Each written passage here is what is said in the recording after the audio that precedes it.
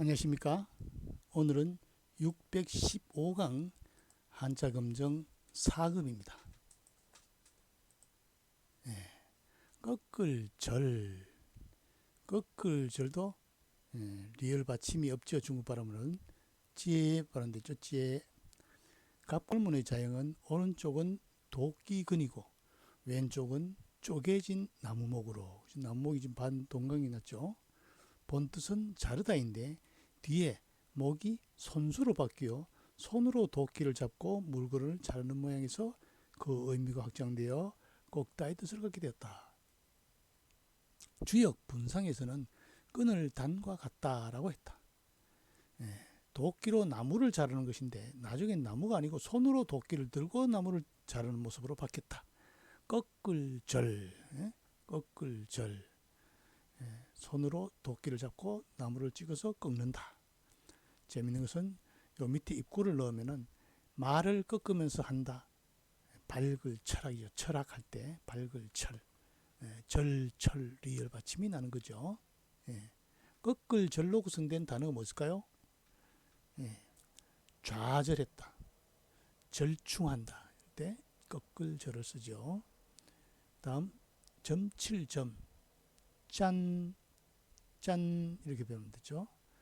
점칠 때 거북의 등이 갈라진 형상을 보고 점을 묻는 점복과 점친 자의 기륭을 예고하는 입구로 구성된 회의자이다. 본뜻은 기륭을 예측하다에서 점치다, 점령하다의 뜻을 갖게 되었다. 점장이가 점을 친다. 뭘 보고? 점복의 점괘를 갈라진 것을 보고 뭡니까? 거북의 등이 갈라진 모습을 보고 입으로 점괘를 말하다. 그래서 점칠점. 간단하죠. 점괘를 입으로 말하는 것이 점칠점이다. 여기다가 집음을 하면 뭡니까? 점치는 가게, 가게 점자가 되죠. 최초의 가게는 점장이가 장악했다. 이런 뜻이 되죠. 점칠점으로 구성된 단어 무엇일까요? 독점하다, 독점하다. 점복, 점치고 또 복, 같이 점치는 걸 점복이라 하죠. 점복. 꺾을절은 손수와 도끼근으로 구성돼서 손으로 도끼를 잡고 물건을 꺾는다 해서 꺾을절. 해이자. 점칠점은 점복과 입으로, 점괘를 입으로 말한다 해서 해이자 점칠점이 됐다. 다음 볼까요? 점점, 거물혹과 음을 나타내는 점칠점으로 이루어진 형성자이다. 본뜻은 반점에서 점의 뜻을 갖게 되었다. 그렇죠? 음은 점칠점에서 났고 뜻은 거물혹에서 나왔으니까 점은 무슨 점이겠어요? 검은 점이겠죠. 검은 반점이 점점자겠죠. 재밌죠?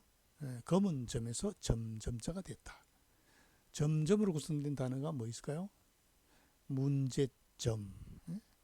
그 다음에 용을 그리고 눈동자를 그린다 할 때, 눈동자에 점을 찍는다 할 때, 활용, 점정 할 때 점점자를 쓰죠. 다음 가지런할 정. 칠복붓으로 회의 겸 형성이다.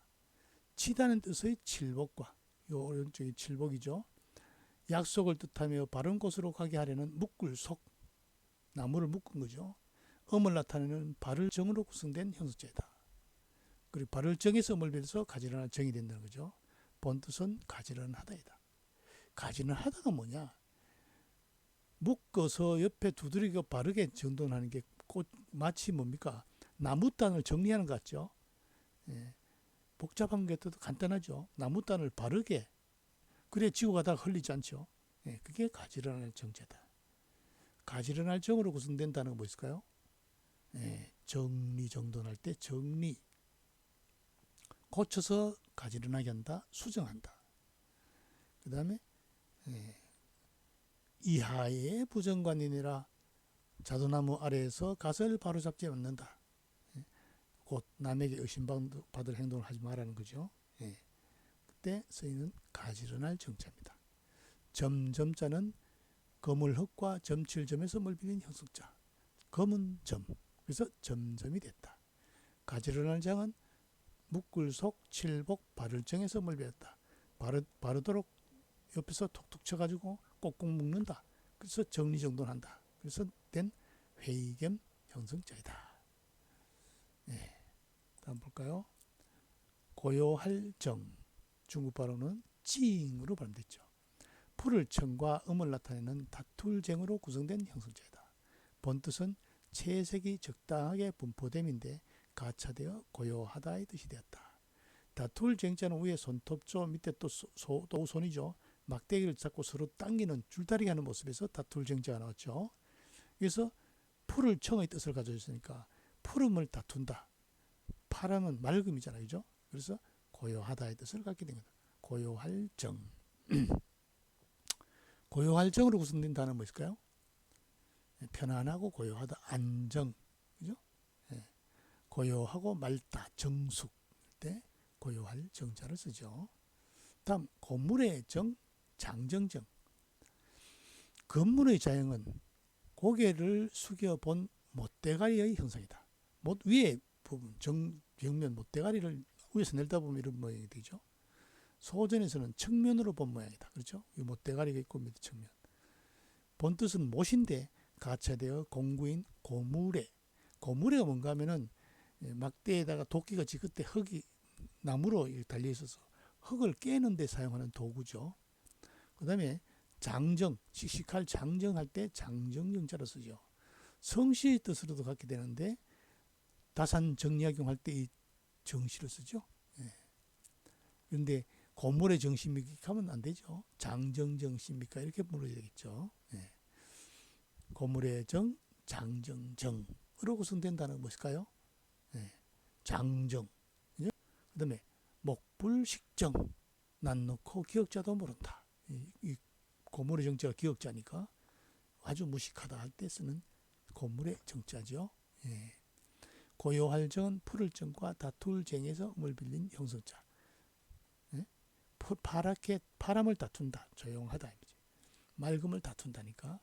그 다음에 고물의 정은 못대가리 모양을 내려본 모양. 이거는 지금 소전은 못을 측면으로 본 모양. 못인데 이게 고물의 뜻으로도 쓰이고 장정의 뜻으로 가차되었다는 거죠. 예. 다음 임금제 띠로 발음됐죠. 수건건 부수다. 원래는 제사 지낼 체의 본래자이다. 제사 지낸다는 것 앞에 제사를 뜻하는 보일시가 들어가 있죠. 이 체는 요 보일시와 요 보일시 같은 자죠. 이건 주로 밑에 줄도 쓰이고 왼쪽에 주로 쓰이는 거죠. 고대의 일종의 하늘이나 종묘의 제사 지내는 의식이다. 갑골문의 복사에 큰 산에서 제사를 지냈다. 제우악, 악에서 제사를 지냈다. 이게 제사 지냈다는 뜻이라고 쓰여있단 말이죠. 갑골문의 자형은 나무로 만든 제단의 형상이다. 뒷날 임금의 뜻으로 널리 쓰이자 본뜻을 보존하기 위해 채자를 만들었다. 예. 제단 모양을 본뜬 자에서 임금의 뜻으로 쓰이게 됐다. 그죠? 때로는 이게 뭡니까? 꽃받침 모양이라고도 하는 설이 있습니다. 그거보다는 제단 모양이 좀 임금에 가깝겠죠. 우리가 단군 왕금 뭡니까? 제사장이잖아요. 제사장. 예. 임금제. 임금제로 구성된 나는 뭐 있을까요? 예. 제왕.